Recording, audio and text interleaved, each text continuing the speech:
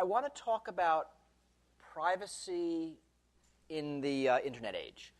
A little more general than just social networking, because I think a lot of themes come together. And while we think about what we're doing on social networking sites, a lot of things that happen behind the scenes are just as, if not troublesome, just as different and new. And really how things come together is what's important. So, I mean, let's just sort of go over some, just a list of some of the threats to privacy out there. Different surveillance technologies. Audio surveillance, video surveillance. I mean, go around in a day and count the number of cameras. You're probably going to miss a bunch of them, but you'll be surprised at the number. You're in London, it might be 5, 10 times that. Aerial surveillance, surprising amount of that happens. There are companies that do aerial surveillance and sell the data to marketers. I know at least one lawn care company that buys that data so they can use it to see when you call how much lawn you have. There are a couple of municipalities that use that data. They will take aerial surveillance data, map it with building permits, then take the data 6 months later and look for changes, look for unauthorized building where there's no permit.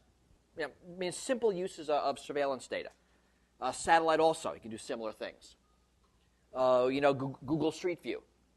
And people saw in the news, this was last week, some town in England physically blocked the Google Street View van, not let them in their town because they didn't want their data on the net. Internet surveillance, right? Lots of that we can think about.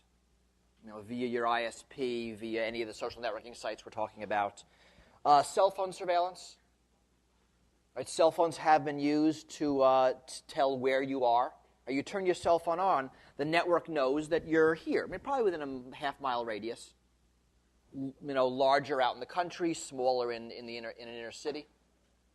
But the cell phone knows where you are, otherwise it can't give you phone calls. There's that, and then there's also calling data and SMSs. Remember a few years ago when Paris Hilton's cell phone was hacked? And, posted was her address book and her SMSs, neither of which were very interesting, but there you have it. Add GPS, RFID, Bluetooth, Wi-Fi. I mean, lots of technologies can be used either directly or indirectly to surveil people. Different identification technologies. Right? Automatic face recognition. Doesn't work very well now, will work eventually. Automatic voice recognition, same thing. License plate capture. Bunches of cities police buy vans that drive around and capture license plates. And they'll put a timestamp and a location stamp, just sort of where people are. Pretty sure that's used every night at the airport here. That someone goes around in a van and just keeps a database of what cars are where. It's kind of how they know if you abandon your... If you want to abandon your car, the airport parking lot is a good way to do it. That's sort of...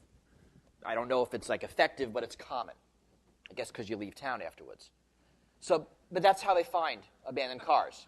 They've just been sitting there for so long. Lots of ID cards. It doesn't happen in the Twin Cities, but there are other cities it's not uncommon when you go to a bar and they ask for your ID, they grab a scan of it. And the data is captured, either for marketing purposes or for whatever. Lots of things have embedded identification codes, cameras, color printers, photocopy machines, ostensibly to prevent counterfeiting, but they can be used to identify documents that have been printed. Lots of data collection technologies. I mean, you think about all data collection technologies. Your credit cards is a great data collection technology of what it is you buy. Affinity cards. I mean, the whole point of an affinity card is giving you a small discount in exchange for your purchasing habits. And whether it's the grocery store or the hardware store or the pet supply store you go to, right? More and more of these stores have these affinity cards. Internet tracking, data collection from any social networking site, data collection from really every computerized process. And we're going to talk a bit about that more a little bit later. And then consolidation of all this data. This data, once it's created, moves around, is bought and sold. There are companies that exist whose job it is to collect this data and to combine with other data, combine with government data. We're living in a country now where data that's illegal for the government to collect, they buy from industry. And data that industry can't possibly collect, they buy from government. So you have a lot of cross-fertilization. And I'm often asked what the greatest threat to privacy is. The greatest threat to privacy is that there is no greatest threat. Right? It's everything together. There are huge networking effects here. And it's the fact that it's bought and sold and correlated and consolidated is much greater threat than any single point source. You delete a point source and you've got a bunch of others. It's just the amalgamation process. Right? And lots of data mining technologies. Right? Different ways to slice and dice technology, either for marketing purposes or for government purposes, ostensibly to pick terrorists out of crowds, which is actually both A, harder, and I guess also B, more important than picking Pampers buyers out of crowds. Although there's more money in the latter. The way to think of this is that data is the byproduct of the information society. Right? Recently, there's been a sea change in what goes on. Right? Everything we do creates a transaction record. Every time you do something in the information age, you create a record. Right? Your cell phone creates a record every time it does anything. Right? When it turns on, the network knows. When it moves around, the network knows. When it makes a call, receives or makes a text message. Right? These records are all created. They have to be. That's what computers do. Right? When you browse the web, everything you do creates data. Every web page you visit, every click you make, everything you type, every message you send, receive, this all creates data. Right? Think of things like automatic toll collection. We don't have that here, but you go out east, and there are whole lots of automatic toll collection systems. When I was a kid, you'd throw coins into a toll booth. Now there's an easy pass transponder, and a little communication happens, and the money's automatically deducted. Very fast, very convenient, but it creates a transaction record, where you were and when. And we're seeing these records show up in court because it's much more efficient than tailing anybody. Right? Public transportation, too. Right? Instead of a token, you have some kind of pass that's attached to your name. Right? So everything you do creates a transaction record. Going to an ATM machine. Right? Having a conversation on Twitter versus on the phone. More data is created. And what's going on is these records have value. Right? And it's often not a lot of value. It's a very little bit of value, but there's some value. Right? It has marketing value. Right? Take, Amazon One-Click is a great example. Now, actually, the Amazon recommender process is what I want to think of here. Right? When I go on Amazon, I get ads that are based on the books I've bought. And actually, I like that. I tend to get really good information about books that exist that I didn't know existed that I actually sometimes want. It's a great service. Right? But it's service driven by data collection about me and my habits. Right? As value for process streamlining, that's Amazon One-Click. Right? A data-driven process to make it easier for me to do something. Also really convenient. But it requires data about me for it to work. It has value for control. Right? Think of any login process. Right? It's a data-driven security apparatus. And it has value in law enforcement, sort of after the fact, figuring out what happened, forensics. So this data, right, this data is being generated more and more, right? It's a byproduct of the information society. It's a byproduct of our new information society socialization. The way we interact now produces data in ways it didn't 20 years ago. So whether it's email or SMS or IM or social networking sites, conversations that used to occur face-to-face or maybe by letter or maybe by phone now occur by text. So that data is available to be saved. Right? So computers, and sort of more importantly, companies, are now mediating our social interactions. And what we're seeing is really the loss of the ephemeral. Right? What used to be an ephemeral conversation now it produces data. And what we've seen in the past, 20 years, is data now becomes cheaper and cheaper. Right? You think of Moore's law. Right? Data storage drops to free, data processing drops to free. And data that 10 years ago you'd throw away because who wants to keep it, now you save. About 5 years ago, I realized it was much easier for me to save all my email than figure out what to throw away. Right? Search got faster than sort. So I stopped sorting, I stopped figuring out, and now when I want to find something, I search. That's easier. And you see that even for companies, right? Data about their customers that has this very minor value. They were going to toss it. Now you might as well save it. Another hard drive costs nothing. And it has some small value. You might as well keep it. So, sort of two types of loss of privacy we're talking here. Right? One is sort of the peer-to-peer loss of privacy. Right? Conversations that we used to have in private, now we have in semi-public. Right? So I might have a conversation with somebody in the comments section of somebody else's live journal. Just because that's where we are. Right? That conversation is available to others. But even private conversations are available to the owners of the sites we visit.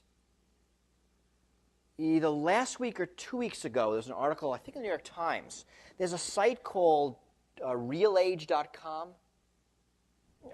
I don't know about the site. Supposedly the site you go on, you fill out a very long questionnaire, and it tells you your real age, what's your biological age. So it's a bunch of health questions. And then it's a huge social networking site to talk about health and get information. Turns out the owners of this site were selling their data to pharmaceutical companies. Surprise.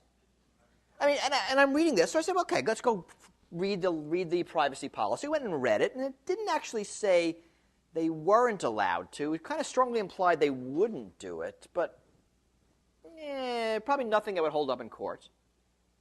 But so there's an example of the owners of a site deciding to sell our data to some third party without consent, without permission, although, probably in court they would claim, this EULA, this privacy policy implies consent. But it wasn't a real consent. Some of it's more benign. Right? When Gmail computers read your email and put context-sensitive ads on the bottom. Now, Gmail will claim, and actually it will claim in this way, that having a computer read your email is like having a dog see you naked. Which on the one hand is true, but on the other hand isn't. Because it feels a lot more creepy than having a dog see you naked. Right? And it's creepy because there's the potential. Right? Google can't decide, well, let's start asking our dogs if they see something suspicious. Whereas Gmail could easily decide to start kicking out emails that it found suspicious or interesting or useful or whatever it is they wanted. So which brings us to another point. In the information society, your data isn't controlled by you. If you think about the history of privacy and privacy law in this country, they're all sort of based on proximity. Your person, your home, your car. What can be searched, what can be seized, under what restrictions. Now, these things fall apart because your data isn't under your control. It's arguably not your data. Right? Your ISPs control your email. If you use Gmail or Hotmail, it never even hits your computer except on a web page. Right? I use a normal ISP. I can argue they're just delivering it. But Gmail is actually keeping it for you. Right? Again, I mentioned Amazon. Right? That data of the books I buy is just as much Amazon's legally as it is mine. So I can't argue, at least in the United States, that they have no right to sell it. Right? RealAge.com will make the same, or it's RealAge or TrueAge, I forget. They'll make the same argument. Right? When the person typed their data into my site, they gave me that data. It is just as much mine as it is theirs. So you think of online merchants, Amazon, eBay, medical records, credit reports, credit card data, telephone records, again, including SMS messages and location data. Right? This data isn't controlled by us. The data brokers have. Right? What they can do with it depends on local laws, and how useful it is depends on error rates. But how well it's secured depends on their whim. I mean, we can't dictate Facebook's security policy. You know, we kind of believe that when we type things to our friends, other people can't read them. And for the most part, that's true. But we know that fails. There have been at least 2 pretty spectacular failures in Google Docs since that appeared. The latest one, it turns out if you have a document that has embedded graphics, the control permissions on the document don't extend back to the graphic, so that people can see, who can't see the document, can see the graphic. You know, typical computer security error you see a lot, but it now has ramifications.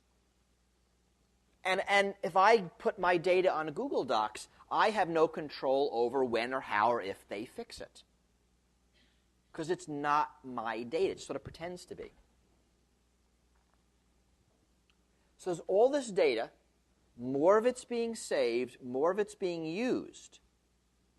Right? It's now cheaper pretty much to keep everything than it is to throw anything away. And we are, as we go through our lives, leaving more and more digital footprints. That's what the information society is like. And it's not like we don't do it willingly. Right? We go on LiveJournal, we go on Facebook, we go on Twitter. This is how we interact. I mean, is really sort of a new form of human interaction. I mean, I first knew one since I can think of. That I can, with my wife, have a low-level background conversation that never ends. We happen to just chat all the time on IM. I travel a lot, and we just sort of chat back and forth throughout the day. Right? That's something that wasn't possible before. That is a new form of socialization. Well, you read about ambient awareness, which a bunch of sociologists are writing about. Right? That you can be in tune with other people's lives through Twitter, through Facebook, through these constant stream of relatively meaningless posts that together bring a kind of social intimacy that you used to get in tight-knit social groups. Right? So we do that now, but the privacy ramifications are very, very different because all of that stuff has an audit trail because nothing is ephemeral anymore. And this affects law enforcement. I mean, we are seeing something that we haven't seen before. Another thing that's the notion of wholesale surveillance. I mean, you know what surveillance is. You see it on television. It's follow that car. Right? Wholesale surveillance is follow every car. Something that would be completely ridiculous. I mean, even the government of East Germany, who was kind of the best at it, had hired like 1/5 of the population to watch the other 4/5. And even then, they couldn't figure out that the government was going to collapse. I mean, it was really sloppy. It's much more efficient today because you can, with license plate capture and Easy Pass, follow every car. You can, as the NSA did, collect all of the data from the phone companies on who called who.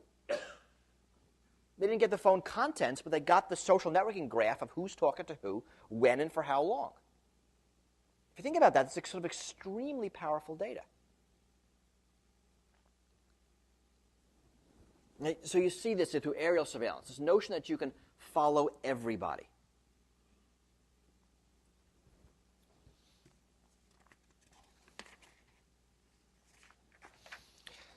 So what's the future here? The future here really is more of the same. I mean, I always think of technology as a security disruptor. Security is some balance. I mean, there's some sort of optimal homicide rate in our community, and it's not zero. It's some low level. If it gets higher, we all get upset and hire more police. If it gets lower, we all feel safe and we fire some police. So, something like that. But there is some optimal level of fraud, of crime in society that's not zero. I mean, a lot of people think the goal is to be completely safe. That's nonsense. I mean, there's a certain amount of, rat feces is allowed to be in your breakfast cereal, and it's not zero. Right? Zero is too expensive, so you don't get zero. So technology disrupts these balances, right? It makes something cheaper, more common, less effective. Right? It jiggers the balance. Right? From an attacker perspective, they get more leverage. I mean, if they sort of think about spam, the reason spam is so common is because it's so cheap. Right? We had spam before computers. It was called bulk mail. Right? But at 25 cents a piece, you're not going to send out more than a couple of 10,000 of them. Right? But at free, you send out billions. Why wouldn't you? The latest data I saw is that 95% of all email is spam. I mean, for those of us who have decent spam filters, you don't see anything like that. But that's what's in the backbone. Because why not? It's a resource that costs you zero to consume. You might as well consume as much as possible. Right? And for bulk mail, there's a hit rate that makes the mailing worthwhile. It costs you 25 cents sent out a mail. Maybe you will need 1 in 20 to respond to your offer. If it costs you close to free to send out your mail, if 1 in a million is stupid enough to respond to your offer, that's great. Right? That's a successful marketing campaign. So that's what technology does. Right? So remember Moore's Law, right? I mean, as Moore's Law makes data storage, data collection, data processing cheaper, more of it happens. You can save more data. And it's interesting, I think we're living in a very unique time in society that surveillance and data privacy violations are common and you notice them. Right? The cameras are everywhere and you can still see them. 10 years ago, they were too expensive to be everywhere.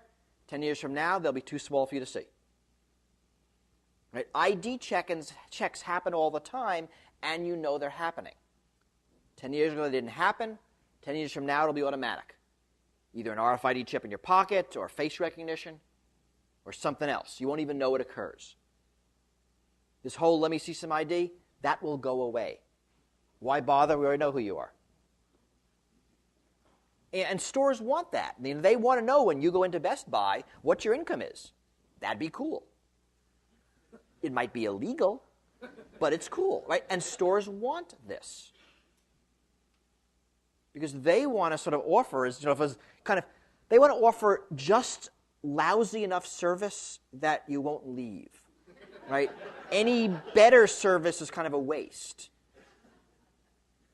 So it's, trying to fine-tune that. And fine-tuning that per individual is more valuable.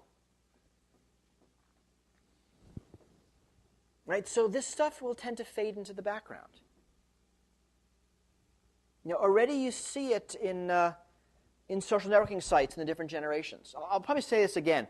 I don't know if anyone has said this here yet today. The internet is the greatest generation gap since rock and roll. It is. You just accept it. And the thing about generation gaps, you tend to get the elders and the younger. The elders tend to be right. But they sort of take the previous generation gap, which was rock and roll, and what the elders said about it. I mean, all the bad things that would happen, right? Sex and drugs and women running amok. I mean, they basically nailed it, right? And yet we're okay. So when you see a generation gap in general, the elders are correct of all the things that are going to happen. And the younger generations is correct in saying, yeah, it'll be fine. And you're seeing that. You're seeing an enormous difference in expectation about privacy.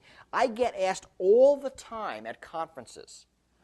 People will talk about, my kids are on the net and they're saying all these things and they don't understand what's going to happen. What do I tell them? And I say, it's too late, you've lost. They're right, you're wrong. And in fact, that's true, right? The old generation is wrong because we die. Right? We don't get to dictate the policy. Right? We just can't. And already you have a generation that is used to, being dumped in public on Facebook. That's normal. That living your life more in public is normal. Where you get the friction points are things like when the elder generation, in the guise of college admissions officer or, employment officer or boss, right, goes and starts looking on lastnightsparty.com and making decisions based on what they see. Right? In 20 years, everybody will be on lastnightsparty.com. It won't matter. Eventually we're going to have a president who sends lolcats to other world leaders. Right? That will happen. Right? They're in the minority, but there are CEOs who blog. And there are companies that operate in a much more open fashion. Still people get fired. I have a friend who's going to lose his contract because of a question he asked about a programming thing he asked on a tech bulletin board, and his boss felt that he revealed too much about what the company was doing. Right? That's the generation gap. Eventually, that kind of thing will be normal. And it always was normal. Right? Colleagues always talked to each other. But it just wasn't, it used to be ephemeral. It used to not be there. And the younger generation is used to having their past there all the time. Right? It's common you sort of jettison sites as you get older. And it stays there. That's what it was. That was part of you, and that's okay. So what's coming in the future? Well, cameras will get better and smaller, I said. Right? Automatic face recognition will eventually work. And once it does, you can now track people across networks and watch people as they move from camera to camera. There'll be better tracking on personal devices. You can look up RFID chips. There's a lot written about that and how that'll be used for tracking. But there'll be other things, too. You can track people by their Bluetooth equipment, by their Wi-Fi signatures. Much better surveillance technologies. I saw a demo of something called terahertz radar. Basically, this is the same technology that the Space Telescope uses. And it can be used to see through concrete walls. You get lousy image resolution. It's kind of like looking at an ultrasound. But you can see, and this is a demo I saw, like a guy holding a big gun like this. Right? And that's what it was sold as. Right? You see through concrete walls in a combat environment. It's one step greater than seeing through walls with a heat gun looking for marijuana plants and people growing marijuana. But those sorts of things are coming. I think we're going to see a lot more recording of data. I sort of ran the numbers. Let's say I want to record, or you want to record everything you sent over the internet. For the fastest typist, that's about 100 meg a year of data. Right? That's not a lot. That's sort of. You can easily imagine Dell selling this as sort of the ultimate backup. We record everything you type, and if your machine crashes, we can restore it. I can sell that feature. You might even like it. And that's a key point. A lot of these things happen because we like it. We tend to like data usage. We tend to give data voluntarily. What we don't like are secondary uses. Everyone who went on realage.com liked to get the data on how healthy they were. That's why they did it. They didn't necessarily like to have their data sold to a pharmaceutical company. Anyway, so about 100 meg a year for the fastest typist. Typical internet user is about 4 to 8 gig a year. I'm not saving images. I'm just saving where they are, because why bother? If you think about it, that's Gmail's model. If you look at Gmail's terms of service, when you delete your email, they don't promise to delete it. They just promise not to show it to you again. Right? They probably keep it because it's way easier than deleting it. Why would you bother? Think of recording every phone conversation. So if you have a plan of 500 minutes a month, it's a sort of a high-end plan, that's 5 gig a year for compressed audio. Right? Add automatic voice recognition, add automatic keyword recognition. You've got a really neat surveillance tool. Right? Add the ability to turn the phone on remotely automatically. There's one company, this is actually really neat. There's a company selling this feature. They will give you a cell phone to use for free, but they want the ability to turn it on remotely. And the reason they do this, actually very clever, is they want to meter what types of audio advertising you're listening to. So they don't care what you're saying, they just want the background noise. The commercials on television, stuff you hear on the radio as you walk through the street. What are you hearing? The goal is to get much better data for advertisers on how effective their ads are. Right? Actually, kind of a neat idea. But inadvertently, you now have a system to turn on someone's receiver. If you have OnStar in your phone, in your car, this can be done right now. And we have seen instances where the police have gotten OnStar to turn on the microphone in a car so they can eavesdrop. Right? That has been done. We're pretty sure that can't be done with phones yet. The next step is a life recorder. Right? It's something I wear in my lapel that'll record everything. I'll sell it to you as a security feature. No one will dare mug you if you're wearing your life recorder. Right? I mean, you'd give it to your grandma in the city because you're scared for her. Compressed audio, that's 200 gig a year. Compressed video, that's 700 gig a year. Right? It's a lot. Right? It fills up most of Apple's time capsule, but it's not a ridiculous lot. When are we going to have USB sticks that big? What, 10 years? 5 years? So this stuff is coming.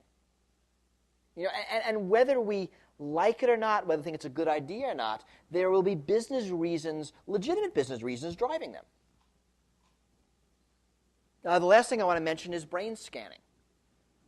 And a lot of it's still pseudoscience, but there are advances being made in scanning people's brains.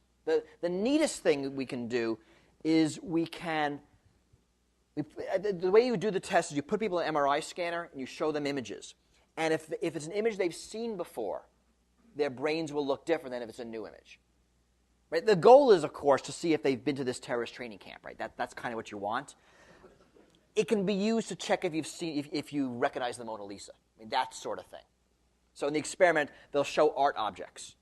And the ones you recognize, the brain scanner can predict which ones you recognize, which ones are new to you. Really new technology. But in 20 years, it's going to be way more interesting. And of course, people will tend to notice if you put them in an MRI scanner, right? The goal kind of is to do it as they walk through the airport, right? So if there's a meta theme here, it's the notion, it's the death of the ephemeral conversation. What we are doing deliberately, because the benefits of social networking sites are enormous. I don't use them a lot, and I see it. In terms of social intimacy, in terms of connecting with friends, of even when I travel. I travel a lot, and it used to be when I would travel, I wouldn't see anybody. Now I travel, and I don't even realize I'm gone because everybody's still there. Right? Because they're on, for me, LiveJournal. For other people, Facebook. I don't yet Twitter. Keep thinking about it. Right? But these conversations are not ephemeral. There's a quote, which was, most famously said by Cardinal Richelieu, which is, if one would give me 6 lines written by the hand of the most honest man, I would find something in them to have him hanged. Right? That's the worry. That if everything we say is recorded, right, if the whole world becomes an airport security area where the slightest joke gets you in hot water, then we have a very, very different type of society. Historical examples, you think of Foley's instant messages. And he just sent slightly risque messages to pages, which was fine and would have been fine if they did it by voice. But there were records kept. Or before that, Oliver North's emails. Right? Way back in the Reagan administration, he thought when he hit delete, things got deleted. Surprise! Right? I mentioned Paris Hilton's SMS messages. Or look at the Microsoft trial and Bill Gates' emails, or actually all the emails. I mean, lots of them were just chatter back and forth between programmers. Right? And the prosecution will go through several million of these and find 10 that look suspicious, that prove their point. You can probably find 10 that prove any point. Right? That's the risk. And how it's going to shake out, we don't actually know. A lot of it's being sold through security. But I don't have time here. I've written a lot about how that really doesn't make sense. Right? That security isn't the driver. I'll give you an example. Anyone know the Diane Rehm show? I didn't know. This is a show on public radio, and I forget where. Anyway, she tapes in D.C., and it was like 6 months after September 11th. It was maybe a little after that. Anyway, it was me and a DHS person. We were debating IDs and security. And a DHS person said, when you're in an airplane, you want to know the identity of the person sitting next to you. And I said, well, no, you don't. I want to know if he's going to blow up the airplane. And if he's not going to blow up the airplane, I don't care who he is. And honestly, if he is going to blow up the airplane, I don't care who he is either. Just stop him from blowing up the airplane. Don't tell me who he is. Right? The linkage of identity and security is very overstated. Right? And you hear this, security versus privacy. That is complete bullshit. It's a false dichotomy. Right? Only identity-based security affects privacy. Whenever someone says security versus privacy, you look at them and say door lock or fence. Right? Lots of security has nothing to do with privacy. Right? I've argued that there have been two things that have affected security on airplanes since December 11th. Reinforcing the cockpit door and teaching passengers how to fight back. Those two things have nothing to do with privacy. Neither do sky marshals. Right? Lots of things don't. Right? The real dichotomy is liberty versus control. Right? And this explains what seems to be, for sort of people who sort of debate against privacy, don't understand about open government. Right? What privacy does is it reduces your power. Sorry, what privacy does is it increases your power. So when you think about sort of government versus the individual, government has more power. So if the individual gets their privacy reduced, they have less power with respect to government. Right? Increased privacy sort of makes it more equal. Open government laws, right? Forced openness in government decreases government power, right? Makes us more equal. Right? That's liberty versus control. It's not the absolute levels, it's the relative levels. Right? And that's what's important. And there are people, David Brin writes for this, the notion of that in the future, there'll be this mutual disclosure world, right? I know your secrets, you know my secrets, and, we're okay with that. And in a sense, that's sort of the Facebook social networking world, right? That fails when you take into account the power imbalance. Right? When a policeman says, show me your ID, and you say, well, show me yours also, that doesn't make it equal. Right? When you go to the doctor says, take off your clothes, you can't say, well, you first. Right? There's that inherent power imbalance that makes mutual disclosure not work. And that's liberty versus control. So that's sort of what I have to talk about. I have a couple of time for questions. So I want to give you one more metaphor. I talked about data as sort of the natural byproduct of the information society. More importantly, I want you all to think of data as the pollution of the information society. Right? This is very much akin to the pollution problem. And if you think about it, all processes produce it. It stays around. It has to be dealt with. And the decisions we make today in the early decades of the information society, our grandchildren are going to look back and say, what the hell were you thinking? And they're going to be cleaning up our messes. Very, very similar to the early days of industrial society and the complete disregard for pollution in an effort to build society as rapidly as possible. I think it's a very strong metaphor. I think it's something, we should all at least think about. And I think it'll end up being the same. I think we're largely going to ignore the problems and let it be cleaned up in a few generations. Because, Facebook is too cool. Because it is. Okay, now I'll take questions. And I'm going to eat these pretzels. If I crunch, that's why. You were the first one I saw. You were the second I saw. So let's say that a university administration cracks down on students for what they're saying on Twitter and Facebook. Do the students go back to talking on the phone in person? Do they find a new web application that the administrators aren't watching? Or should there be a policy to protect students on what they're saying? And that's a generation gap right there. We have to cut down on students talking about. I was here at a previous talk just before. So I was asking, what if you have a social networking site for your product and people go online and say bad things about it? Welcome to the world. Right? What will happen is the crackdown won't work. Right? I mean, people need to communicate. That is what we do as a species. We will find an alternative. And there are lots of examples of this because magazines tried to have social networking sites in the early days, really try to control what was said. And people just leave. This is lame. We're going elsewhere. I was on a site called eGalt, which is a site for foodies. And it was fun until the guy who ran it tried to really restrict what was said where. And everyone good left. So that is what's going to happen. There'll probably be some high-profile people being smacked down for stuff they say, just like we've seen flight attendants being fired from airlines for stuff they blog. You see these things. In the end, the university loses, but it could be a long, slow battle. I'd like the students to rise up and say, hey, it's not your business what we say on these sites. Whether that's going to happen and how effective that'll be, we'll see. But that's where the generation gap that's where it has to be fought. And students have to win this one. And the sooner the better. I saw a hand here.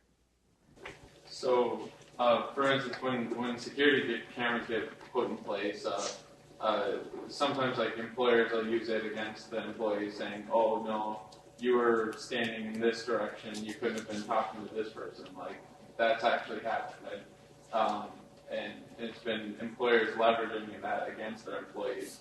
And you were saying that that's a worry of, searching through all your email, finding a couple of things, and using that point against you. What are you personally? Is there anything that you particularly fear? And is there any way that we as people can kind of get involved or help in? What I fear is the amalgamation more than any one thing. And unfortunately, in a lot of ways, we're screwed. This is happening. And the way this is solved is not through technology. It's through legislation. And you can see that in all these sort of death of privacy essays. Lots of them have been written over the decades. And certainly privacy is being lost, but the death isn't inevitable. Right? It has to do with legislation. If it is illegal to collect some data. Just because, guns appear doesn't mean we all shoot each other. Right? There are laws against it. So what I want to see in the United States are comprehensive privacy laws. Where people to own their own data. People have the right to see their data, to erase their data, to contest their data if it's wrong. Where there are protected areas where data can't be collected without consent. A different regime which says data is owned by the individual whom it's about, not by the collector. The guy who was doing the camera back there, he kind of owns that. He was nice enough to ask me if he could do it, but he didn't really have to.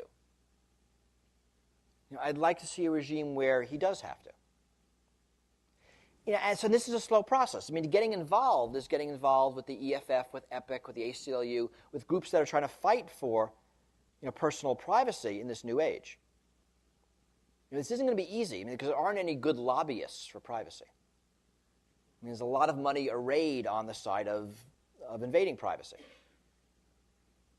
But eventually this will shake out. It might take a generation. I know it's not that optimistic. I tend to be short-term pessimistic and long-term optimistic. Oh, heavens, there's a lot of you. There. So tagging on that one, what do you think the implications are for us being sort of web developers here in terms of our professional practice?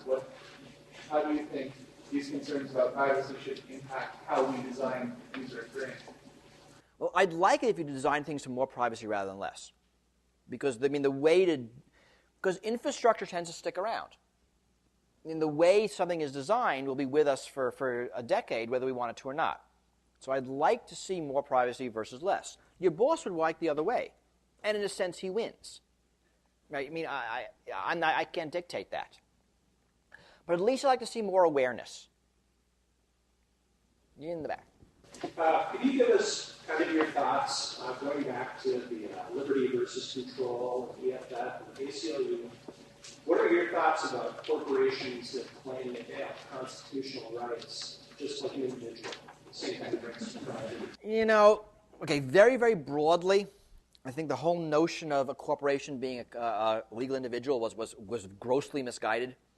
And then the idea of a group of immortal sociopaths is a kind of mistake to invent. That's just me. So, but that's kind of much more meta than your question. In a sense, that's true, but all law is about balancing my rights versus your rights. Pretty much every law can, at its base level, be a balancing between those two. So yes, corporations do have rights. The question is whose rights get to win here. And that's why we write laws. Right? So my right to play loud music versus your right to sleep at night. Or my right to fire my gun versus your right to stand in the way. Sort of all those things. So, yes, that's a valid argument, but it doesn't mean they win. It means that's where we figure out what to do. And some rights are more important than others, which is why you have lots of general principles in law about, my right to fire a gun versus your right to stand in the way. And that's someone saying that and certain rights, whether it's to free assembly or to speech, are more important than other rights. So, I think that's how law happens, and that's a good discussion. They're going to kick me off the stage, in a second. They don't have one more question. It's got to be a good one. You'll be judged by your peers at the quality of your question. And kind of scare them off. All right.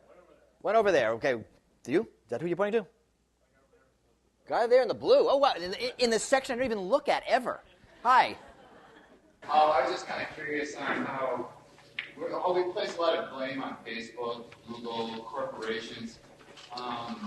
What are your thoughts and opinions as us as individuals? And not only do we vote in elections, but we vote for how we spend our money, what we sign up to. Deep down inside, I believe we all know that when we sign up for Facebook or Google, we're aware of this, but can you ever see the masses getting together, or are we all just way beyond any hope? Well, it's a couple of things.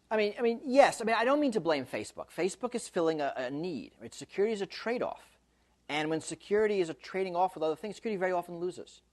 We're on Facebook because it's really beneficial, because the social cohesive aspects are so enticing, so powerful, that we either minimize or give up or ignore the privacy abuses.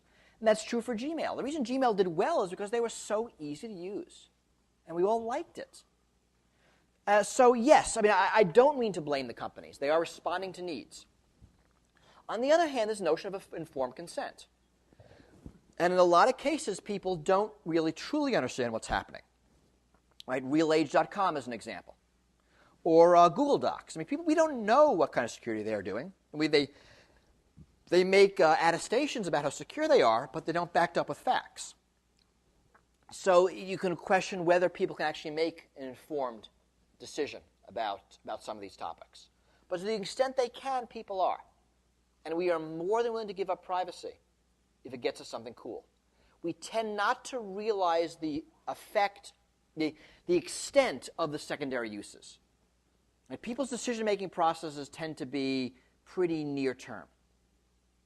So we'll know that we give our email to Google and Gmail puts ads. And we say, the ads are okay, we don't care. It's an easy email, it's free, we like it. But if Gmail starts selling this data to marketers, which they can do, if their license agreement, if their privacy policy doesn't say they can now, the privacy policy does say they can change their privacy policy whenever they want, and that's too bad. So they were sort of one step removed from being able to do it. People will be less understanding of it and less accepting of it. So it's a combination of it. I think if people truly understood, they'd be a little more upset. But even so, people will be willing to give things up. And that's why, laws tend to enshrine things as rights that are non-negotiable. Right? There are things you can buy and sell, like this last pretzel, which is very valuable to me, and I won't sell it. Right? And there are things I cannot sell, like myself into slavery or my organs. And we do that because we believe that the rights are more important than the commerce decision that people would make, or the effects of it are so great. In organ selling, it is a great example of we as a society say we don't want that market to exist because of how it will be exploited. So we will limit people's right to engage in free commerce of their stuff because of the effects that commerce would bring. In a prime example. And so you imagine similar things happening in privacy. So I really have to get off the stage. I did bring some stuff. I couldn't bring a book for everybody, but I brought the thin version. And there are flyers for this book and my previous book. And who here gets my email newsletter cryptogram? I'm always curious. So some of you guys. You talk to each other. This comes out once a month, and it's just me writing about security and society. And no ads, no third parties. I actually never even see the email list. It's so secure, I can't see it. And either hand me an email address or go on Schneier.com. You can sign up, grab a card. Thank you very much. Have a good rest of your day.